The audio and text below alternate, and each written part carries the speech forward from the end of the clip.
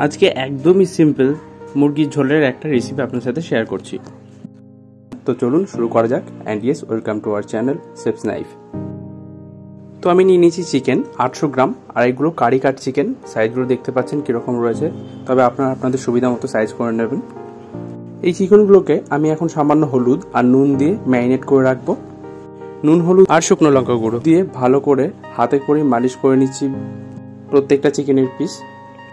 Marinate করা হয়ে গেলে আমি এগুলোকে এখন ফ্রিজের মধ্যে ভরে রেখে দিচ্ছি যতক্ষণ না পরবর্তী কাজগুলো কমপ্লিট হচ্ছে। যেহেতু আমি এইটাকে একদমই সিম্পল চিকেন কারি বানাচ্ছি বা চিকেনের ঝোল বানাচ্ছি, তাই আমি এটার মধ্যে আলু দিচ্ছি। যেহেতু আমরা বাঙালিরা চিকেনের মধ্যে আলু খেতে অভ্যস্ত, তাই আমি এর মধ্যে আলু দিচ্ছি।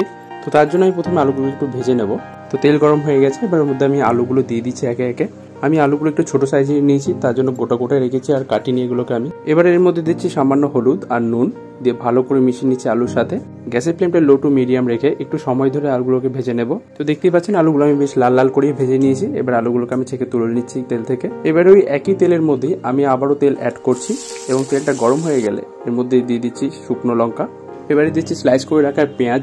আমি এখানে 4টে মিডিয়াম সাইজের পেঁয়াজ নিয়েছি, যেগুলোকে স্লাইস করে নিয়েছি। এবারে পেঁয়াজগুলোকে একটু লাল লাল করে ভাজবো। পেঁয়াজের কালারটা অনেকটাই চেঞ্জ হয়েছে, অনেকটা। আমি এখন এর মধ্যে দিচ্ছি কাঁচা লঙ্কা চেরা, 2 পিস কাঁচা লঙ্কা চেরা দিয়ে দিচ্ছি আমি এর মধ্যে। আবার ভালো করে নেড়ে নিচ্ছি।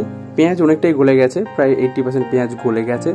এখন আমি এর মধ্যে দিয়েছি আদা রসুনের পেস্ট 1 টেবিল চামচ মতো। গ্যাসের ফ্লেম আমি এখন মিডিয়ামে রেখেছি এবং ভালো করে মিশিয়ে নিচ্ছি, মশলাটাকে কষিয়ে নিচ্ছি। অনেকক্ষণ কষানোর পর আদা রসুনের কাঁচা গন্ধটা এখন কেটে গেছে। এখন আমি এর মধ্যে অ্যাড করব টমেটো কুচি। আমি একটা গোটা টমেটো নিয়েছিলাম, সেটাকে কুচি কুচি করে কেটে দিয়েছি। টমেটোটা যাতে তাড়াতাড়ি গলে যায় তার জন্য এখন আমি এর মধ্যে নুন দিয়ে দিচ্ছি। নুনটা আমাদের একটু বুঝে শুনে দিতে হবে, কারণ আমরা ম্যারিনেট করার সময় নুন দিয়ে রেখেছি এবং আলু ভাজার সময়ও নুন দিয়েছি। টমেটোটা প্রায় গলে গেছে, এখন আমি এর মধ্যে গুঁড়ো মশলাগুলো অ্যাড করব। প্রথমেই দিচ্ছি জিরে গুঁড়ো 1/2 টেবিল চামচ, হলুদ গুঁড়ো 1 টেবিল চামচ এবং কাশ্মীরি শুকনো লঙ্কার গুঁড়ো 1 টেবিল চামচ দিয়ে ভালো করে এই মশলাগুলোকে আমি গ্রেভির সাথে ভালো করে মিশিয়ে নিচ্ছি। গ্যাসের ফ্লেমটা এখনো লো থেকে মিডিয়ামের মধ্যে রাখা রয়েছে। এবারে সামান্য একটু গরম জল দিয়ে মশলাটাকে আমি কষিয়ে নেব। এতে যা মশলাগুলো রয়েছে সেগুলো গলতে সুবিধা হবে। সামান্য সামান্য করে জল দিচ্ছি আর মশলাটাকে কষিয়ে নিচ্ছি। এতে তেলটা উপরে উঠে চলে আসবে। মশলা কষানো হয়ে গেছে, দেখতে পাচ্ছেন তেল উপরে উঠে চলে এসছে আর মশলাও রেডি। এখন আমি এর মধ্যে ম্যারিনেট করে রাখা চিকেনগুলো সব দিয়ে দিচ্ছি। চিকেনগুলোকে আমি মশলার সাথে ভালো করে মিশিয়ে নিচ্ছি খুন্তির সাহায্যে। গ্যাসের ফ্লেমটা আমি এখনো মিডিয়ামে রেখেছি। একটুখানি মিডিয়ামে রেখে সময় ধরে রান্নাটা করলে সুন্দর হয় চিকেন রান্নাটা। ভালো করে নেড়ে নেড়ে আমি মাংসগুলোকে মিশিয়ে নিচ্ছি মশলার সাথে। মশলার সাথে মাংসগুলোকে ভালো মতো মিশিয়ে নিচ্ছি, দেখতে পাচ্ছেন। এখন আমি এর মধ্যে ভেজে রাখা আলুগুলো অ্যাড করে দিচ্ছি। এখনই যেহেতু আমরা আলুগুলো অ্যাড করছি মাংসের সাথে, তাই মাংসের সেদ্ধ হওয়ার সাথে সাথে আলুগুলো সেদ্ধ হয়ে যাবে, এক্সট্রা আমাদের আর টাইম লাগবে না। অনেকক্ষণ ধরেই খোলা রেখে আমরা কষিয়ে নিচ্ছি মাংসটা। এবার একটু ঢাকা দিয়ে রান্নাটা করে নেব কিছুক্ষণ। এখন আমি ঢাকা দিচ্ছি এবং এটাকে 5 থেকে 7 মিনিট ঢাকা দিয়ে রেখে দেবো প্রথমে, একদম লো ফ্লেমে। আমি 8 মিনিট ধরে ঢাকা রেখেছিলাম এটাকে। এখন ঢাকাটা খুলেছি আর দেখুন অবস্থাটা কতটা সুন্দর লাগছে চিকেনটা। এখন আমি আবার ভালো করে নেড়ে নেবো এবং নেড়ে নেড়ে এটাকে কষাবো কিছুক্ষণ। আস্তে আস্তে যখন দেখবেন যে কষানোর পরে মশলাটা একটু গাঢ় হয়ে যাচ্ছে, তখন এর মধ্যে সামান্য সামান্য গরম জল অ্যাড করবেন এবং কষাতে থাকবেন। যেভাবে আমি এখন এর মধ্যে সামান্য গরম জল দিচ্ছি এবং এটাকে কষাতে থাকছি, সেভাবেই করবেন। এই যে মাংসের ঝোলটা তৈরি হচ্ছে, এটাই কিন্তু আমরা রবিবারের গরম গরম ভাতের সাথে খেতে সব থেকে বেশি ভালোবাসি। আর এটা খুবই সিম্পল। অনেকক্ষণ সময় ধরে আমি চিকেনটাকে কষিয়ে নিয়েছি। এবারে আমি এর মধ্যে জল দেবো। দেখতেই পাচ্ছেন যে এখনই কিন্তু তেল উঠে চলে এসেছে চিকেনের ওপরে, তো সময় হয়ে গেছে এর মধ্যে জল দেওয়ার। আমি গরম জল দিচ্ছি এর মধ্যে। আপনারা আপনাদের সুবিধা মতো এবং যতটা প্রয়োজন পড়বে আপনারা ততটুকুই জল দেবেন, বা ঝোলের জন্য যতটা আপনাদের জল প্রয়োজন ততটুকুই দেবেন।